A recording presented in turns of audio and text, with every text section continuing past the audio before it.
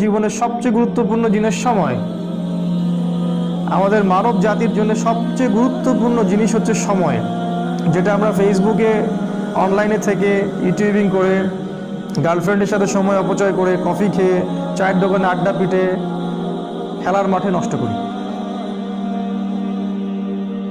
তবে মানুষ যখন মৃত্যুবরণ করবে কিয়ামতের মাঠে এবং জান্নাতে যদি চলেও যায়, সেখানে গিয়েও মানুষের আফসোস হবে ওই সময়গুলোর জন্য, যে সময়গুলো মানুষ অহেতুক নষ্ট করেছে, যে সময়গুলোতে মানুষ আল্লাহর কথা বলেনি, আল্লাহর জিকির করেনি, রাসূলের প্রতি দরুদ পড়েনি।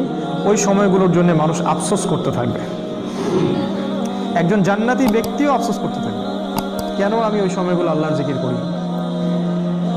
সময় সবচেয়ে বেশি ইম্পর্টেন্ট জিনিস। আর এই সভ্যতা, এই গডলেস ওয়ার্ল্ড এবং এই এডুকেশন সিস্টেম আমাদের সময়গুলোকে খেয়ে ফেলেছে। এখন আমার মনে হয় এই 30 বছরের জীবনে এসে আমার কাছে মনে হয় যে আমার জীবনের 15 বা 18টা বছর অপচয় হয়ে গেছে। 18 বছরে আমি হাফেজ হতে পারতাম, আমি হয়তো হাদিসেরও হাফেজ হতে পারতাম, বুদ্ধি ব্রেন ভালো ছিল, ফার্স্ট হতাম সবসময়। আমি হয়তো ফিকহ পড়তে পারতাম, ইতিহাস পড়তে পারতাম, সিরাত পড়তে পারতাম। এখন সারাদিন রাত যত কাজই করি না কেন, আত্মতৃপ্তি হয় না, মনে হয় কিছু না কিছু গ্যাপ থেকেই গেল, আর এই গ্যাপটা কখনো পূরণও হবে না, অসম্ভব। তাই যারা 40 বছর 50 বছর বয়সে তাস খেলছে, টিভি দেখতেছে, আড্ডা পিটাচ্ছে, এদেরকে দেখলে বুঝেই আসে না যে এই বয়সে কিভাবে সেটা করতে পারে।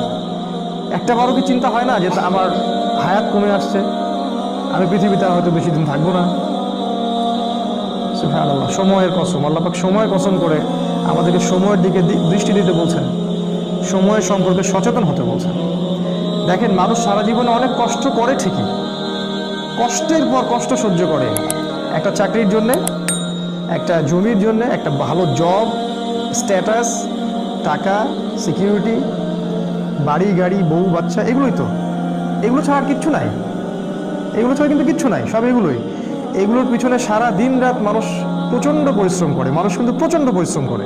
আর শয়তান মানুষকে প্রচণ্ড পরিশ্রম করিয়েও নেয়, ও মানুষকে কষ্টের পর কষ্ট দিয়ে জাহান্নামে নিয়ে যেতে চায়।